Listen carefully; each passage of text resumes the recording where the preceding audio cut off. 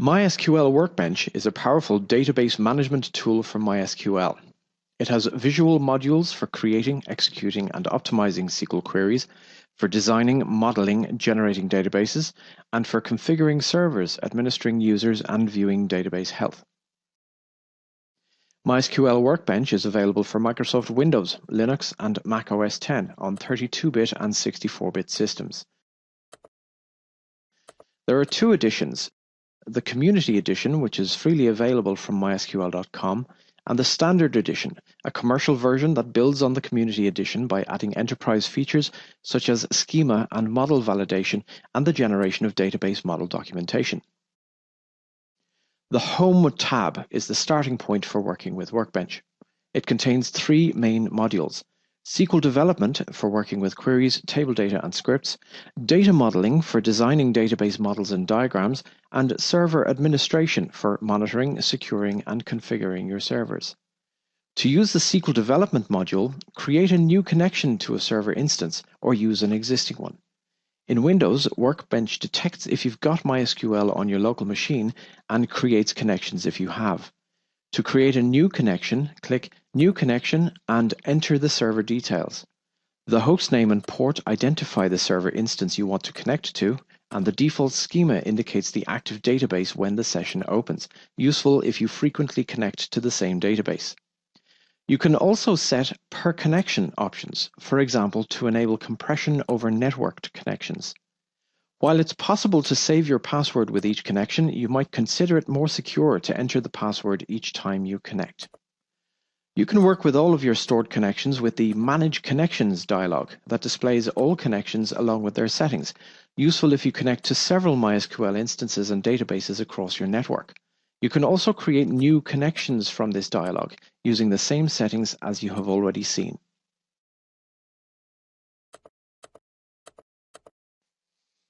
Double-click a connection to open the SQL Editor tab. You will need to enter your password if you have not saved it with the connection. The SQL Editor contains a query pane for typing and executing queries, a SQL Additions pane for containing SQL statements, an output pane, and an object browser for displaying metadata. The outer panes can be hidden if you wish. Queries are executed against the default database, chosen by the connection or by double-clicking the schema. After selecting a database, you can execute statements against that database. The editor pane highlights the syntax of your statements as you type. Execute your statements by using the query menu, toolbar icons, or, if you prefer, shortcut keys. You can write as many statements as you like in the editor, for example, to save as a script.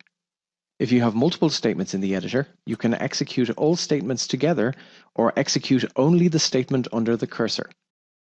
The toolbar contains icons to execute the current statement or the whole contents of the editor. When you execute multiple queries together, each query generates its own Results tab. The object browser shows schemas and their structural contents, and lets you see the object information for databases, tables, columns, and other objects. If you click a table, it shows summary information for that table. You can expand the list of tables to see additional metadata. By clicking on any of the columns listed, you can see that column's information. The browser also shows other structural information, such as any indexes attached to the table, and the names and definitions of any foreign keys.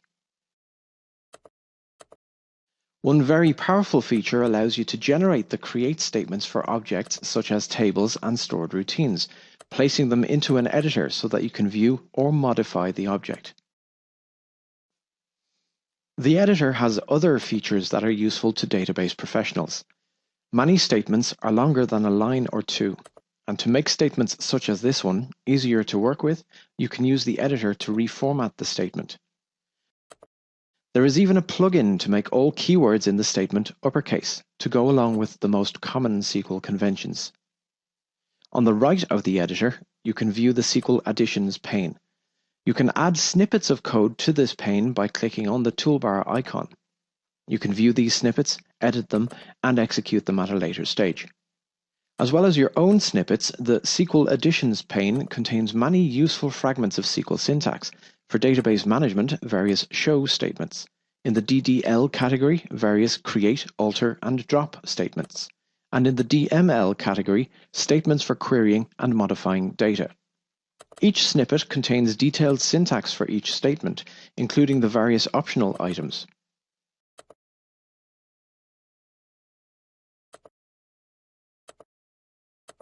As with your own snippets, you can insert the stored code fragment into the editor at any time. The output pane records statements that you have executed, along with information on rows returned and duration. You can copy statements from the output pane to the editor to edit or re-execute them. If you have saved your own snippets to the SQL Additions pane, you can re-execute them more easily. MySQL Workbench lets you edit data in various ways. Obviously, you can execute insert or update statements in the editor, but you can also edit data directly in the results of certain queries. In this case, the results pane shows the result of a query that aggregates data, so the result is marked read-only. If instead we issue a query that doesn't aggregate and also includes a unique identifier such as a primary key in its column list, the result table for that query is editable. To edit any value, double-click on it and you can edit it in place. Once you have completed your edits, click Apply. Workbench displays the update statement that performs the edit in a dialog, which you can then apply to the underlying table. You can also modify data in a similar way by right-clicking a table in the object browser and by selecting Edit Table Data.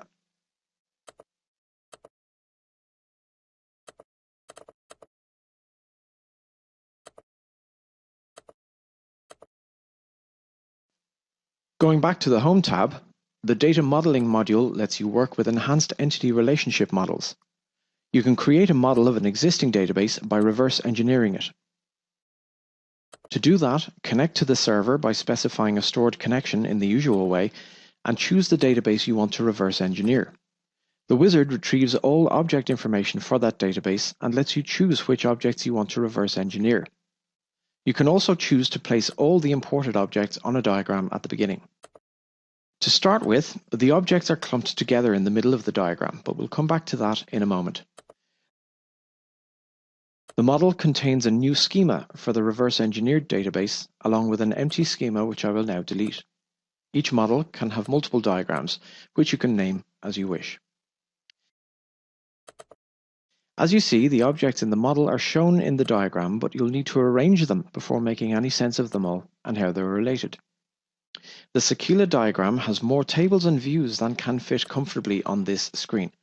You can use the bird's eye view to drag the viewport around the diagram, or you can zoom in and out to view the diagram at whatever level of detail you want. The objects in the diagram, such as this actor table, can be modified in several ways. For example, you can change the color of each object, either to make it stand out in the diagram or perhaps to group related objects together. You can also edit the table's metadata directly from the diagram. In this case, I'm changing the size of the last name column from 45 to 60 characters. Back in the model, you can see that the metadata of the actor table has changed.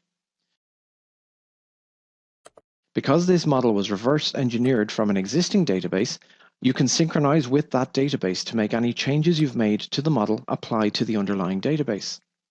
As before, choose the connection to use and enter the password if required. The wizard connects and retrieves the current state of the database and compares it to the model.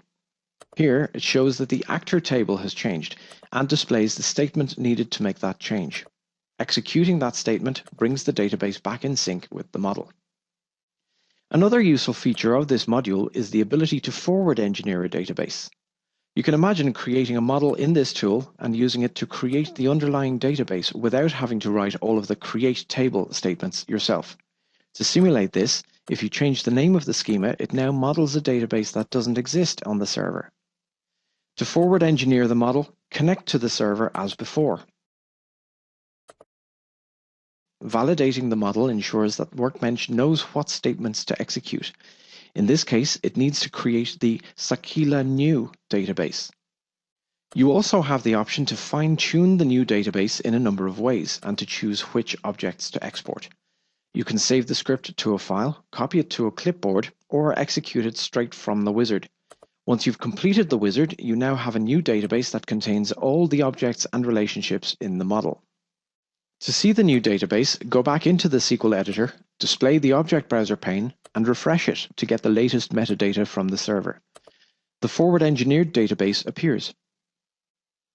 For a database with many tables, you might want to create several diagrams, each one showing only a subset of objects in the database.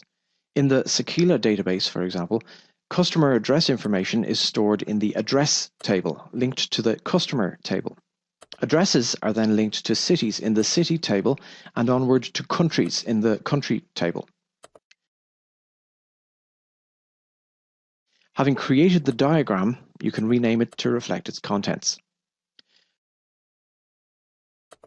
Once you've created the model, you can save it as an MWB file, which you can share with others. Saving that MWB file also makes it appear in the Home tab as a stored model. Because reverse engineering a database is so common, there's a shortcut to do it straight from the home screen. Here, I'm reverse engineering the World InnoDB database using the same techniques as before.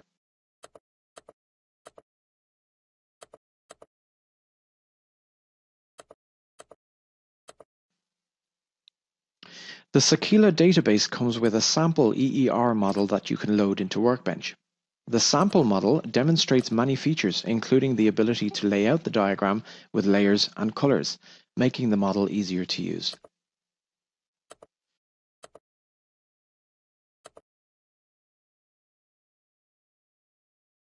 The third module is for server administration. It contains features for monitoring and configuring your server. The Server Status screen has graphs for various system and MySQL metrics, along with a list of connections and their status.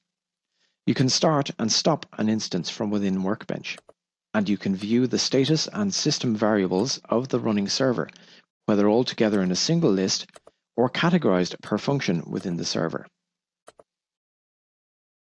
You can view server log files, including error logs, binary logs, and InnoDB logs if configured from within this window. Startup options are shown in a multi-tabbed window. The options that currently apply to the server are shown with their current values, and you can change those options within this window. They are categorized per function, and any changes you make are saved to the configuration file you specify, where they will be read the next time MySQL starts. You can configure users, their roles within the server, and other privileges. Finally, you can export and import data directly from within Workbench. Specify the folder path, and it exports each table to a separate file in that location. Alternatively, you can export to a single file. Choose the database you want to export, and optionally choose individual tables. The export process requires a password and displays its progress. As you can see, each table is exported into its own file. The import process reads the folder path and displays database objects and tables from that location.